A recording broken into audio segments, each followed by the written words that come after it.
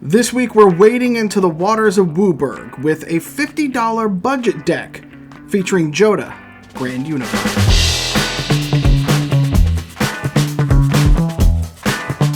Jodah the Unifier is a 5-color commander originally introduced in Dominaria United, but has been reprinted in the latest Final Fantasy Universes Beyond as the Warrior of Light, and was even printed in Secret Lair as SpongeBob SquarePants. Jodah has two big abilities that make him a wonderful commander. The first is legendary creatures you control get +X+X, where X is the number of legendary creatures you control. And the second is whenever you cast a legendary spell from your hand, exile cards from the top of your library until you exile a legendary non-land card with lesser mana value. You may cast that card without paying its mana cost. Put the rest on the bottom of your library in a random order. This makes him a fun and powerful commander that is a good introduction to WUBRG gameplay in Commander. The plan for this deck is to kick off a wide board state of cheap but effective legendary creatures that benefit from Jodah's ability and then swing out on our opponents. It's a simple strategy, but sometimes simple is the best idea. But just because it's simple does not mean it will be easy. Jodah sees a lot of play within the community as a EDH commander. So don't be surprised if others at the table are familiar with how crazy a Jodah deck can theoretically get. Even though we're building on a budget today, that doesn't mean someone you're playing against hasn't run into an optimized version of the deck and still may have some PTSD from that encounter. Now, IRL, I'm going to build from a litany of legendary creatures, instants, and sorceries that I just happen to have lying around.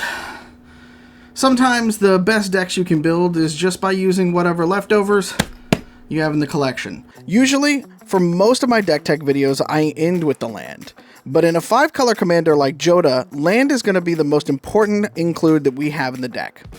Because if we can't get all 5 mana types out of the field, we'll never be able to cast Jodah and our deck's engine will never start. Because of our design constraints, we'll be using tricolor tap lands to help us ensure we have all the mana types we need. But this deck will play slower than an optimized deck. These are the trade-offs we make and why this deck probably plays more in that Commander Bracket 2 range. Thankfully, there are a slew of affordable tri-lands out there from recent sets that will help us. Newer cards like Oscorp Industries, Daily Bugle Building, and Urban Retreat from the recent Spider-Man set. See? Y'all, there is something good that came from that set that isn't the Soul Stone. Get us a combination of colors for cheap. The Daily Bugle Building will also let you pay 1 generic mana and tap it for 1 mana of any color. But it also has a second ability called Smear Campaign that allows you to pay 1 generic mana and tap it to give 1 legendary creature menace until end of turn. That will be helpful later on. That's not bad when you can also grab several tri-lands from Dragons of Tarkir and Edge of Eternities in Frontier Biovac, Nomad Outpost, and Mystic Monastery that similarly get us the variety of mana types that we need. But we'll also include Clive's Hideaway and the Grey Havens that help our legendary creatures. As it's in the name, Clive's Hideaway has Hideaway 4 that, when it comes into the battlefield, allows you to look at the top 4 cards of your library and exile 1 card face down.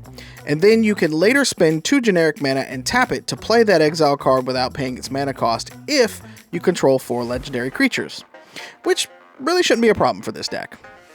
The Grey Havens is a card from Lord of the Rings sets that on ETB lets you scry for 1, tap for 1 generic mana, or you can tap it for 1 mana of any color of a legendary creature in your graveyard.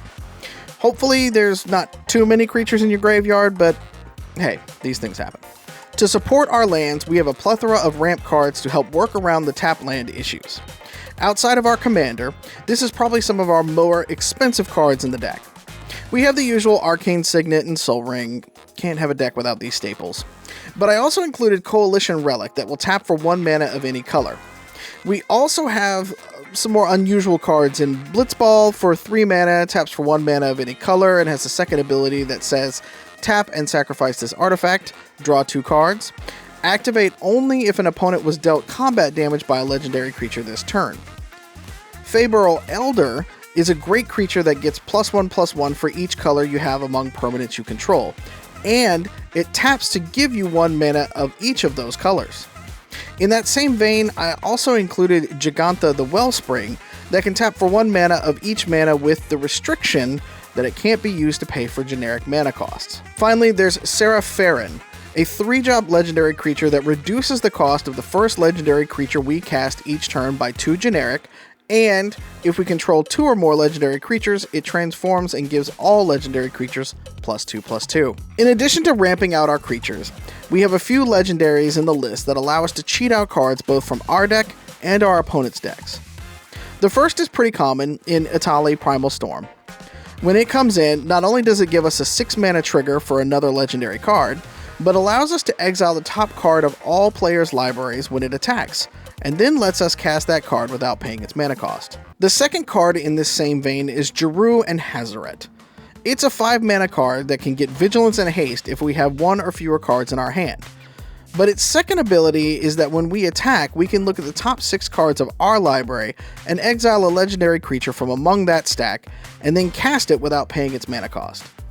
This ability stacks with Jodah, so if it comes onto the battlefield with haste, we can trigger from Jodah, and then when it attacks that turn, we can get a second chance for a legendary creature. We have a couple of Anthem cards that, to me, are auto-includes in a deck like this. The first is Arvad the Cursed, that for 5 mana has Death Touch and Lifelink, and gives all our other legendary creatures +2/+2. The second is Audric Lunarch Marshal, that will give all of our creatures different static effects based on what other effects are already on the battlefield. Meaning if you had Arvad and Audric both on the battlefield at the same time, then all creatures would also receive Death Touch and Lifelink at the beginning of combat. Side note, Arvad and Audric sound like a new comedy coming from Hulu this fall. I've also included Lock Cole and Wraith Vicious Vigilante to both give us some extras with their abilities. Cole gives us card advantage whenever it does combat damage, and Wraith is unblockable at the gate. At 1/1, it might not seem like a lot, but once Jodah is out on the field, it suddenly becomes a decent threat rather than a source of chip damage. Sadly, Wraith's unblockable keyword, though, does not trigger with Audric. That would be kind of insane if it did.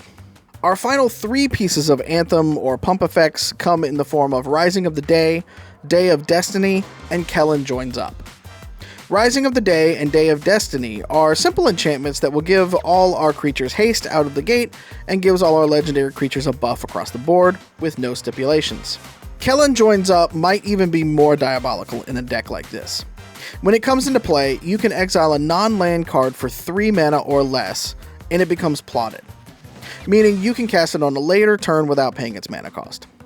But the real kicker to this is its second ability that reads, whenever a legendary creature enters the battlefield under your control, put a +1/+1 counter on each creature you control. If you can get this out early enough, even the smallest of our creatures, legendary or otherwise, will get huge buffs from this card. And to make things fun, I included the 6th Doctor in the deck to help us make copies of these cheap legendary creatures and enchantments once per turn. If one is good, more is better, right? As the deck ramps, we're going to be able to bring out more and more legendary and historic cards on the battlefield. So I included one of the better cards from Assassin's Creed with Arbaz Mir, a red-white human assassin for 2 mana that says, when Arbaz Mir or another non-token historic permanent enters the battlefield under your control, it deals 1 damage to each opponent, and you gain 1 life. Part of the beauty of Jodah and how this deck is constructed is how fluid everything all plays together. Arbaz is a great piece to have on the board while you're building up that wide board state, but it's not a big enough of a bomb to really be that big of a threat. It's more of a chip damage kind of piece. But every one of those little 1 and 2 bits that you get at an opponent, by mid to late game, suddenly you've got them on their back heels, and you can start picking off opponents at will. I do want to call out one card that is insanely inexpensive and actually can be a bit of a finisher if it's left alone with all the threats on the board. That card is the War Doctor, a 4-mana red-white creature that melds perfectly with the theme of this deck. The card reads, whenever 1 or more other permanents phase out, and whenever 1 or more cards are put into exile from anywhere, put a time counter on the War Doctor. And whenever the War Doctor attacks, it deals damage equal to the number of time counters on it to any target.